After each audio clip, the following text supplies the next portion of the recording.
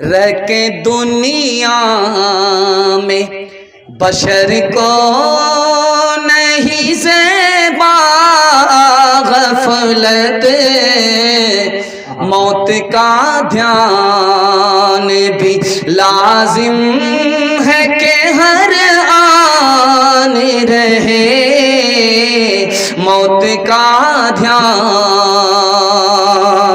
جو بشر آتا ہے دنیا میں یہ کہتی ہے قضا،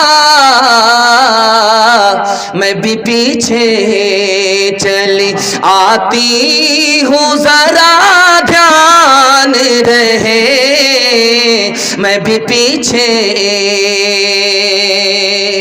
ہاتھ اٹھائیے انشاءاللہ، بڑھاپے میں حج کریں گے، ہاتھ اٹھائیے انشاءاللہ۔ یہ دیکھیے ناظم جلسہ جب آپ کی غلطی کریں گے تو کوئی مشکل بات نہیں ہے کہ آپ سے غلطی نہ ہو۔ جو کام کل کرنا ہے وہ آج کرنا ہے، جو آج کرنا ہے وہ ابھی کرنا ہے، زندگی کا کوئی بھروسہ نہیں ہے۔ ہاتھ اٹھا کر کے وعدہ کیجئے موت سے پہلے موت کی تیاری کریں گے انشاءاللہ، گھبرانا نہیں، یہ بالکل صحیح جا رہا ہے۔ آخری پیغام جوانوں کے حوالے سے سنانے کے لیے جا رہا ہوں۔ ہمارا جوان 1 سال میں 10 سال کے برابر ترقی کرے گا، شرط یہی ہے کہ دارو چھوڑنی پڑے گی۔ میرا گریبان پکڑ سکتے ہیں، میں مسند رسول پر بیٹھ کر کے گارنٹی لیتا ہوں، ہمارا جوان اگر دارو چھوڑ دے میں گارنٹی لیتا ہوں 1 سال میں 10 سال کے برابر ترقی ہو۔ جوان مر رہا ہے، آخری سانس لے رہا ہے، زبان پر کلمہ نہیں آ رہا ہے۔ فضیل بن عیاض نے کہا بیٹا کون سا گناہ کیا تھا یاد کرو، اس سے توبہ کرو، مرنے کا وقت ہے، آخری وقت ہے، زبان پر کلمہ نہیں آ رہا ہے۔ کہ حضور کوئی گناہ تو مجھے یاد نہیں ہے، ایک گناہ یاد ہے، ڈاکٹر نے کہا تھا کہ اگر دارو نہیں پیو گے 1 گلاس سال میں 1 بار تو علاج نہیں ہوگا۔ ڈاکٹر کے کہنے پر سال میں 1 گلاس دارو پیتا تھا، علاج کے لیے، مزے کے لیے نہیں، علاج کے لیے۔ اس کی نحوست ہے، آخری وقت ہے، زبان پر کلمہ نہیں آ رہا ہے۔ ابراہیم بن ادم گزر رہے ہیں، ایک جوان کو دیکھا کہ شراب کے نشے میں الٹا ہوا ہے، پیشاب خانے پر پڑا ہوا، پیشاب کی نالی میں پڑا ہوا ہے، اس کی زبان پاخانے پر ہے اور اس کا بدن پیشاب کی نالی میں ہے۔ کہنے لگے میرے پروردگار اس زبان کو تو نے عطا کیا تھا قرآن پڑھنے کے لیے، یہ کتنا بڑا بدنصیب نوجوان ہے کہ اپنے زبان کو دارو سے ناپاک کر کے نالی میں پڑا ہوا ہے۔ مالک تو رحمت کی رسی ڈال کر کے اس کو گناہ کی نالی سے نکال دے۔ جلدی سے پانی لیا، اس جوان کے منہ ہاتھ کو دھو دیا، جب ٹھنڈا پانی اس کی آنکھ میں لگا تو اس کو ہوش آیا، نشہ ٹوٹا۔ وہ سوچ رہا تھا کہ اللہ والے گناہگار سے نفرت کرتے ہیں، اس کی غلط فہمی دور ہو گئی، وہ ہاتھ چومنے لگا کہ آج مجھے سمجھ میں آیا ہے کہ اللہ والے گنہگار سے بھی محبت کرتے ہیں۔ اس نے اسی وقت توبہ کیا، اللہ نے اس کی توبہ قبول کر لی، اللہ نے نافرمانی کے ریکارڈ سے اس کا نام نکال دیا۔ رات میں جوان دارو پی کر کے ہے، بوتل ایک طرف، جوان ایک طرف، بادشاہ آ گئے، بادشاہ نے زور سے لات ماری اس جوان کو، نالائق کہیں کا، بوتل چڑھا کر کے سو رہا ہے۔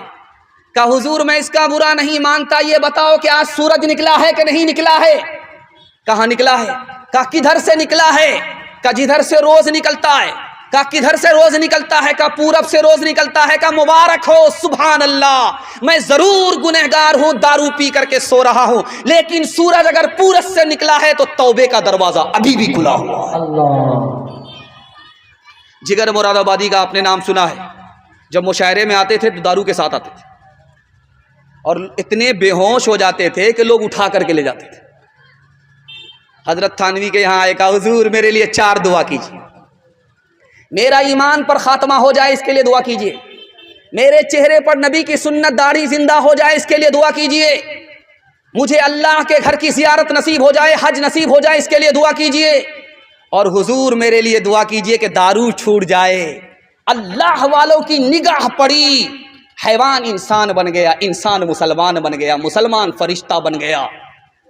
اس کے بعد ڈاکٹر نے کہا کہ دارو نہیں پیو گے زندہ نہیں بچو گے۔ جگر مراد آبادی سے کہا کہ اگر دارو نہیں پیو گے زندہ نہیں بچو گے، زندہ رہنا ہے تو دارو پینی پڑے گی۔ اس نے کہا کہ اگر دارو چھوڑ دوں گا تو کتنے سال زندہ رہوں گا؟ کہا 2-4 سال۔ کہ یار دارو پیوں گا 2-4 سال زندہ رہوں گا، خدا الگ ناراض ہوگا اور ہماری جنت الگ برباد ہوگی، آخرت الگ برباد ہوگی۔ مجھے مر جانا اچھا ہے لیکن اللہ کو ناراض کرنا اچھا نہیں ہے۔ بغیر دارو کے مر جاؤں گا، یہ مجھے اچھا ہے، یہ مجھے مقدر ہے۔ چلو دیکھیں تماشا جگر کا، سنا ہے وہ کافر مسلمان ہوگا، نیکیاں تیری ترازو میں تولے یا نہ تولے، داغ پھر تیرے گناہوں کے دھولے یا نہ دھولے، نیکیاں تیری آج ہی کر لے گناہوں سے تو اپنے توبہ، اللہ جانے کہ تیری آنکھ کھولے یا نہ کھولے، اللہ جانے کہ۔ مردوں کے حوالے سے پیغام ختم ہو گیا، صرف 3 پیغام عورتوں کے حوالے سے سننے کے لیے آپ لوگ تیار ہیں؟ ہاتھ اٹھائیے انشاءاللہ۔ ایک بات آپ لوگ کان پکڑ کر کے سن لیجئے، اور اگر یاد نہ رہے تو 100 مرتبہ کان پکڑ کر کے اٹھیے گا بیٹھیے گا، لیکن یہ غلطی مت کیجیے گا۔ جلسہ میں رات میں عورت کو نہیں بلانا، آوارہ لوگ گھومتے رہتے ہیں۔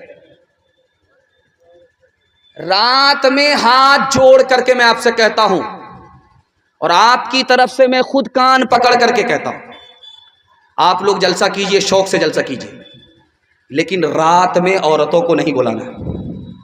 آوارہ لوگ گھومتے رہتے ہیں، جب دولت جاتی ہے تو چلی آتی ہے، جب بیٹی کی آبرو جاتی ہے تو کبھی واپس نہیں آتی۔ یہ جلسہ آج ہوگا، کل ہوگا، پرسوں ہوگا، ہوتا رہے گا، لیکن اس جلسے کی نحوست سے آپ کی بچی کی اگر آبرو کسی آوارہ نے لوٹ لیا تو کبھی واپس نہیں آئے۔ طریقہ یہ ہے کہ عورت کو بلائیے دن میں، دوپہر میں اس پنڈال میں عورتوں کو بلائیے، مردوں کو نہیں۔ دن میں دوپہر میں اس پنڈال میں عورتوں کو بلائیے، اور ایک مقرر کو بلا کر کے عورتوں میں بات کرا دیجئے۔ جب 4 بج جائے عورتوں کی یہاں سے چھٹی کر دیجئے، اور رات میں 9 انٹری کر دیجئے کہ عورت کو آنا منع ہے، آنے کی اجازت نہیں ہے۔ آبرو بھی بچے گی، ایمان بھی بچے گا، ورنہ آبرو جائے گی، ایمان الگ جائے گا۔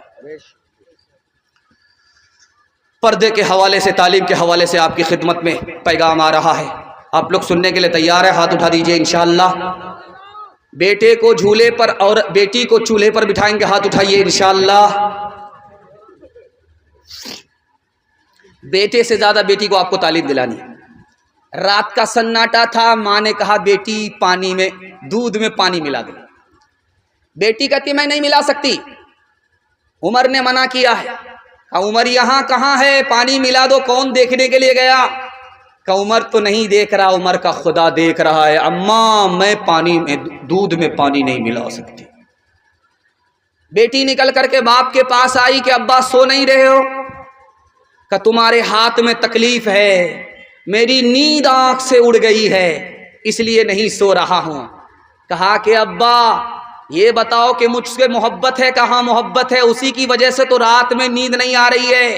کہ ابا آپ غلطی پر ہو، ایک دل میں ایک ہی خدا کی محبت ہوتی ہے، اللہ اور غیر اللہ کی محبت ایک جگہ جمع نہیں ہوتی۔ ایران سے خط آیا اورنگزیب بادشاہ کے پاس کہ اپنی بیٹی کو میرے پاس بھیجو، اس نے میرے سوال کا جواب دیا ہے، میں اس کو منہ مانگا انعام دینا چاہتا ہوں، ہاتھ ملانا چاہتا ہوں، گود میں بٹھانا چاہتا ہوں۔ بیٹی ہو تو ایسی بیٹی ہو، اللہ ایسی ہونہار بیٹی سب کو عطا فرمائے۔ اس بادشاہ کی بیٹی سے بادشاہ نے کہا، بادشاہ کی بیٹی نے بادشاہ سے کہا، ابا